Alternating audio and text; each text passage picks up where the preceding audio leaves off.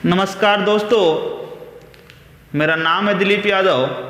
आज हम लोग एक नई सीरीज स्टार्ट करने जा रहे हैं जिसका नाम है welcome to everyday science. Everyday science एक ऐसी सीरीज होगी जिसमें आपको बहुत सारे conceptual point to point questions मिलेंगे। ये मात्र 10 मिनट या 15 मिनट की ही सीरीज रहेगी। इसमें डेली 3 क्वेश्चंस हम डिस्कस करेंगे। इस सीरीज के अंदर हम डेली 3 क्वेश्चंस डिस्कस करेंगे जो साइंस और एनवायरनमेंट बहुत सारे डाइवर्जन को कवर करेगा। तो इस सीरीज को देखना मत भूलिएगा। आपके आपके दैनिक दिनचर्या में जो भी चीजें आप खाते पीते हैं उन सबको हम कोरिलेट करके आपको बताएंगे। जैसे चॉकलेट खाने पर क्या होगा, निकिल चॉकलेट में होता है जिससे कैंसर की संभावनाएं होती हैं। बहुत सारी चीजों को हम इस एवरीडे साइंस में कवर करेंगे। तो आइए देर ना करते हुए इस एवरीडे साइंस की सीरीज को स्टार्ट करते हैं। इस एवरीडे साइंस की सीरीज को स्टार्ट कर लें।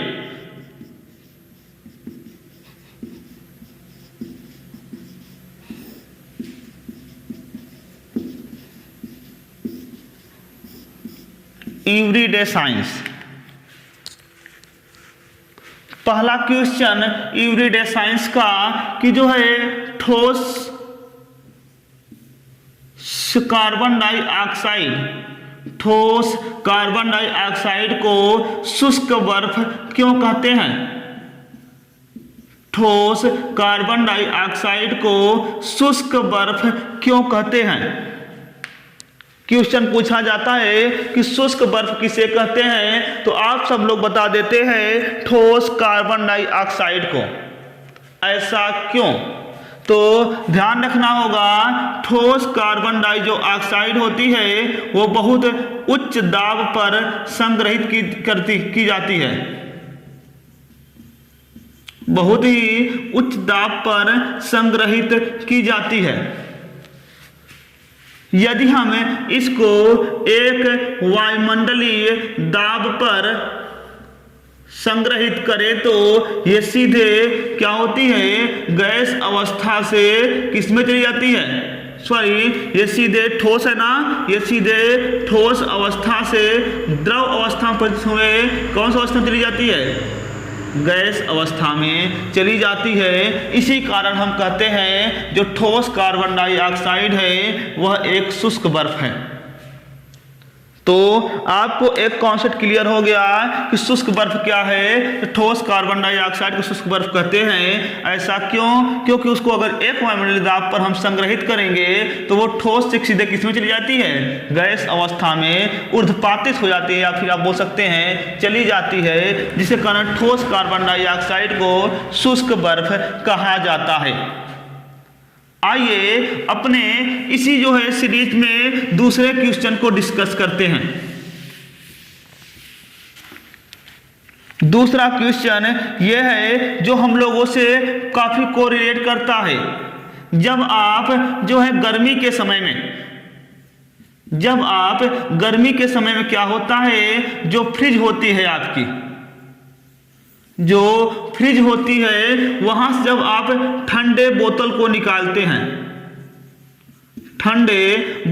निकालते हैं तो उस ठंडे बोतल में देखेंगे कहीं भी छिद्र नहीं होता, लेकिन उस ठंडे बोतल में क्या होता है, आपको दिखेगा कि जो है बाहर से पानी की बूंदें दिखेंगी आपको। ये ऐसा क्यों होता है? यदि हमें दोस्तों बताएं तो जो है इस बोतल के अंदर ठंडा पानी भरा हुआ है और हमारी जो वायु होती है वायुमंडल में वो इस बोतल से आके टकराती हैं, और इतना अधिक ठंडा होने के कारण यहाँ पे क्या होता है कि जो भी गैसेज होती है वो क्या हो जाती है, अपनी ऊर्जा का ह्रास कर देती हैं,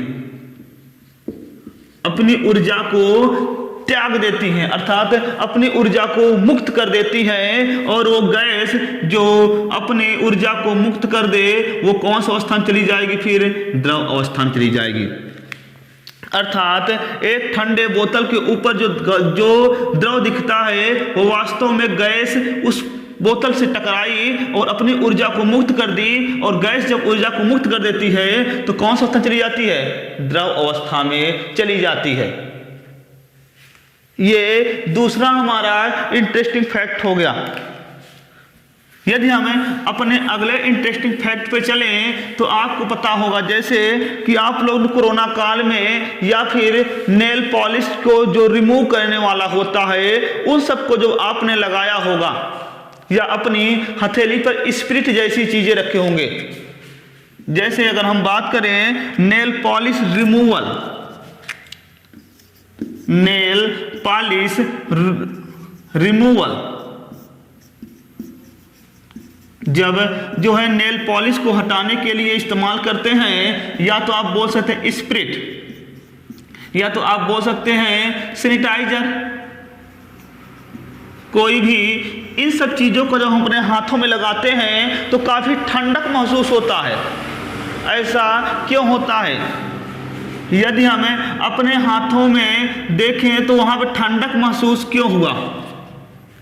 इसलिए कि इन हाथों में जो है जब आया वो किन्होंने क्या किया कि जो स्पिरिट या फिर नेल पॉलिश रिमूवल या सैनिटाइजर जैसी चीजें जब हमारी हाथों पर आई तो उन्होंने क्या किया, अपने आप को वाष्पीकरण करने के लिए यहाँ की उष्माओं को क्या कर लिए, अपने साथ उठा ले गए।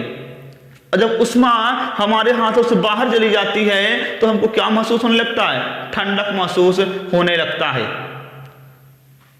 तो ये थे 3 इरिडेसेंस की जो है इंपॉर्टेंट फैक्चुअल क्वेश्चन और उसके आंसर।